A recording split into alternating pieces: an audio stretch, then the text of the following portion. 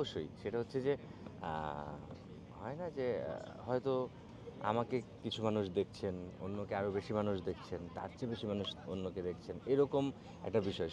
মানে এই অঙ্গনের সবাই যখন একটা টুর্নামেন্টে অংশগ্রহণ করেন, তখন সারা দেশের মানুষের একটা সুন্দর জিনিস দেখবেন এই আর যেহেতু আমাদের মিডিয়া অঙ্গনের সব মানুষজন এখানে একত্র হচ্ছেন, অভিনেতারা, তারপর হচ্ছে আমার পরিচালক, প্রযোজক বা এই অঙ্গনের সঙ্গে যারা জড়িত সবাই গতবার যেই সেলিব্রিটি ক্রিকেট লিগ নিয়ে যেই ঝামেলাটা হয়েছিল, এই ফুটবল মেনিয়াতে যেন সেটা না হয়। আমি বিশ্বাস করি ফুটবল অবশ্য আরও গরম খেলা। আমি ফুটবল এনজয় করি, কিন্তু দেখলে ক্লান্ত লাগে।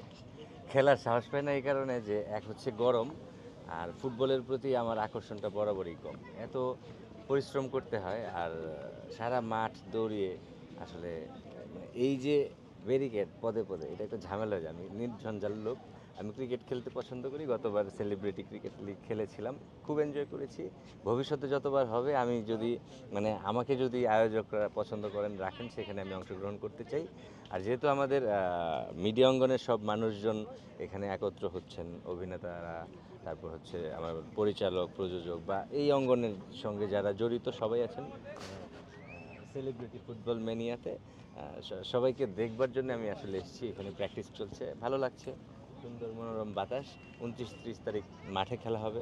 আমি একটা জিনিসই চাইবো যে গতবার যেই সেলিব্রিটি ক্রিকেট লিগ নিয়ে যেই ঝামেলাটা হয়েছিল, এই ফুটবল মেনিয়াতে যেন সেটা না হয়। আমি বিশ্বাস করি ফুটবল অবশ্য আরও গরম খেলা, মাথা আরও গরম থাকে, পুরো মাঠ দৌড়াতে হয়। তবে খুব ঠান্ডা মাথায় আমাদের এখানে যারা অংশগ্রহণ করছেন এবং স্পেশালি কমিটিতে যারা আছেন, তারা সুন্দরভাবে এটা শেষ করবেন বলে আমি বিশ্বাস করি। আনন্দের মধ্যেই কাটুক এই সেলিব্রিটি ফুটবল মেনিয়া টুর্নামেন্ট, এবং আনন্দে শেষ হোক, উৎসবে মাতুক। উৎসবের সঙ্গে আমি দূর থেকে হলেও আরাম পাবো, আমার ভাই বন্ধুরাই খেলছে আর কি। অবশ্যই সেটা হচ্ছে যে হয় না যে হয়তো আমাকে কিছু মানুষ দেখছেন, অন্যকে আরও বেশি মানুষ দেখছেন, তার চেয়ে বেশি মানুষ অন্যকে দেখছেন। এরকম একটা বিষয়। এই অঙ্গনের সবাই যখন একটা টুর্নামেন্টে অংশগ্রহণ করেন, তখন সারা দেশের মানুষের একটা সুন্দর জিনিস দেখবেন এই প্রত্যাশা থাকে। সেই জায়গা থেকে গতবার সেলিব্রিটি ক্রিকেট লিগ খুব দারুণভাবে এগোচ্ছিল। হঠাৎ করেই একটা অমসৃণ কাজ হয়ে গেল, যেটা পরবর্তীতে এখন পর্যন্ত ফাইনাল হয়নি। যদি ফাইনাল হতো, স্কোরের যে অবস্থা ছিল, আমি হয়তো ম্যান অফ দ্য টুর্নামেন্ট হতাম। সেই জায়গা থেকে ওই আক্ষেপও আছে। পাশাপাশি সারা দেশের মানুষের একটা হয় না যে আমাদের চেহারাটা এরকম না আসলে। আমাদের চেহারা ডেফিনেটলি সামনাসামনি যেমনই হোক, আমাদের অন্তরটা খুব নরম।